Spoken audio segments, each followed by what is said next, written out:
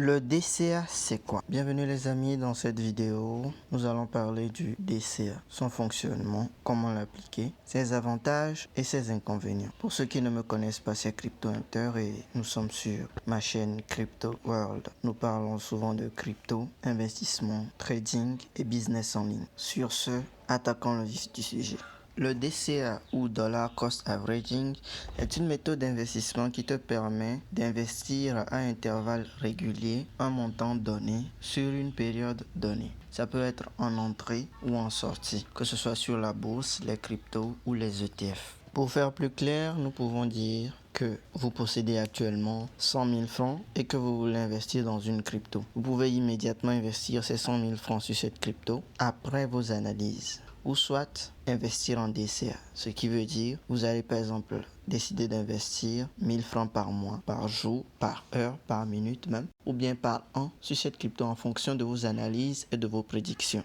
Je rappelle juste que je ne suis pas un conseiller financier et cette vidéo est faite à titre informatif. Donc n'oubliez pas de Dior, c'est-à-dire faites vos propres recherches avant de commencer à investir et à choisir votre méthode d'investissement. Merci. Comme vous le savez, les êtres humains sont différents sur la Terre et les portefeuilles aussi diffèrent. Donc tout le monde ne peut pas faire du DCA ou tout le monde n'est pas obligé de faire du DCA. Le DCA peut être fait en fonction de la crypto sur laquelle tu veux investir ou l'actif sur lequel tu veux investir ou en fonction de ton portefeuille ou de tes moyens. Prenons un exemple. Quelqu'un qui a la possibilité d'investir immédiatement 10 000 euros sur un actif peut le faire. Mais quelqu'un qui n'a pas cette possibilité peut décider de le faire par mois en fonction des revenus qu'il prélèvera sur son salaire, c'est-à-dire en allouant une petite partie de son salaire pour investir jusqu'à cette somme. Tout dépend de celui qui veut faire le DCA et de l'actif sur lequel il veut faire. Il y a des actifs où le fait de faire du DCA peut être désavantageux à certains moments et avantageux à certains moments. Donc, selon vos analyses et vos calculs, vous pouvez savoir quand vous pouvez commencer à faire du DCA sur un actif et quand arrêter, ou soit quand commencer à le faire pour sortir. Le DCA étant une méthode d'investissement comme une autre, elle a ses avantages et ses inconvénients. Et le plus souvent, l'avantage le plus notable est que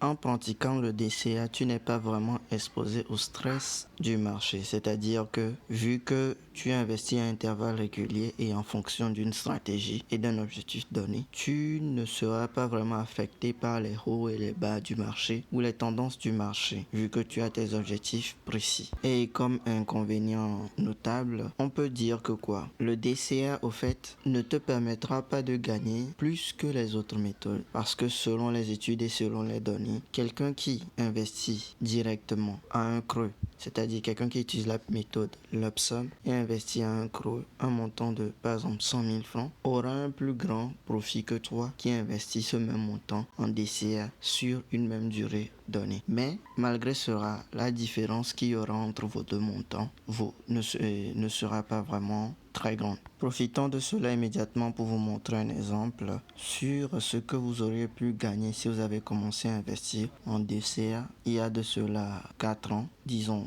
dès le début le creux précédent, si vous avez commencé à investir en DCA sur le Bitcoin. Pour cela, nous allons utiliser un site. En conclusion, nous pouvons dire que le DCA peut être utilisé par qui le souhaite, comme il le souhaite, ou en fonction de ses moyens. Il est aussi notable qu'il peut être utilisé pour entrer sur un actif, tout comme pour sortir, c'est-à-dire retirer ses profits. Si tu veux, par exemple, investir sur un actif, tu peux investir progressivement. Et lorsque tu constates que cet actif est arrivé à son point haut et il va commencer une descente, tu peux aussi commencer par faire du DCA de sortie pour sortir progressivement de cet actif et retirer tes profits. De plus, c'est à vous de savoir sur quel actif vous investissez et comment le faire. Pour ceux qui ne le savent pas, il y a plusieurs sites et plusieurs exchanges centralisés qui nous permettent de faire du DCA plus facilement. Et parmi ces sites, il y a Binance, KuCoin et Bybit. Je ferai une vidéo après pour vous montrer comment créer votre système de DCA automatique qui s'appliquera même quand vous ne serez pas là pour le faire automatiquement derrière vous. Ainsi, vous n'aurez pas besoin d'être là à chaque fois pour investir à intervalles réguliers, que ce soit par mois, par jour en DCA. Si pour le moment vous ne possédez pas un compte Binance, KuCoin ou bien Bybit, les liens sont dans la description. J'espère que cette vidéo vous a plu. Je vous prie de la liker et de vous abonner. abonner. Si vous avez des suggestions ou des questions, posez-la en commentaire et sur ce, à plus.